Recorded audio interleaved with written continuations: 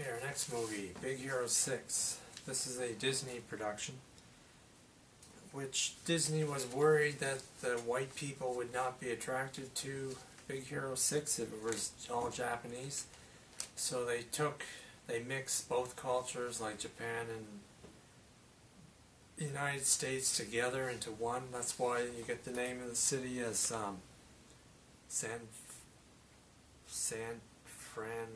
Sans Tokyo or something to that effect.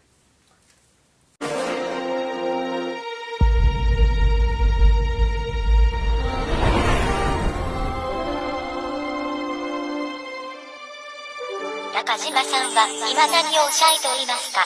あなた遅いです。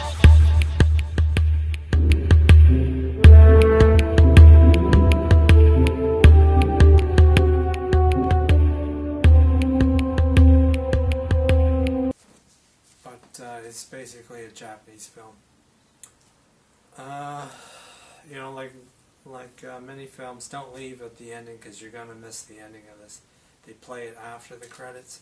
Big Hero 6 is about this kid whose brother was an inventor, and he made this machine for healing people. It was a really cool machine. It's just a bunch of air, but there's a mechanical device inside it, like a metal endoskeleton, and the balloon type friendly air situation on the outside of it.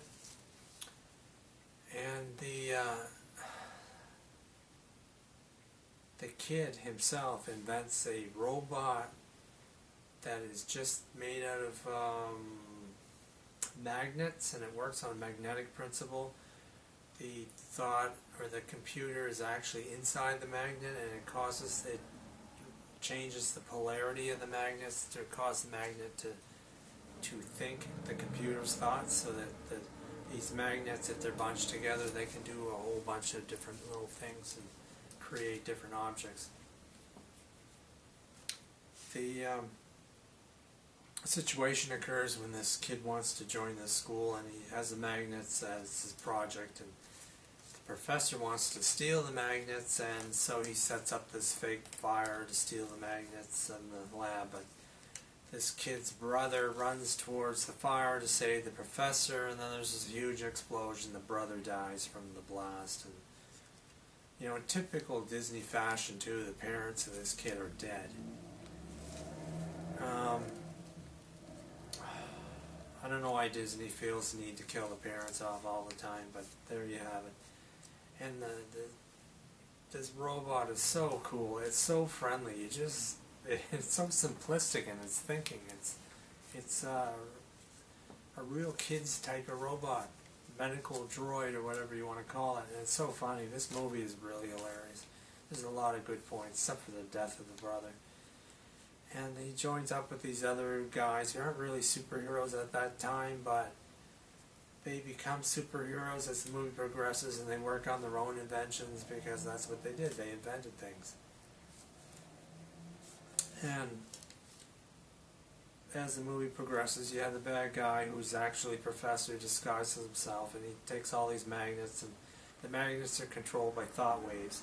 So if you wear this headband, that you can control the magnets. So they spend the movie trying to get the headband and fight between this kid wanting to get revenge for the murder of his brother, and then these guys don't really want him to be that murderous type of individual. They want him to be a really nice guy, and they become superheroes in the end to fight crime in the city. But it's very much a human interest story. Don't leave when the credits are running their course, because if you do, you will miss, because this is a Marvel, based upon a Marvel superheroes comic that had limited value, limited edition.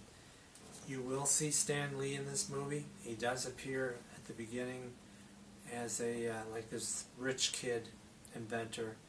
Surprisingly, you know, he's one of the white kids.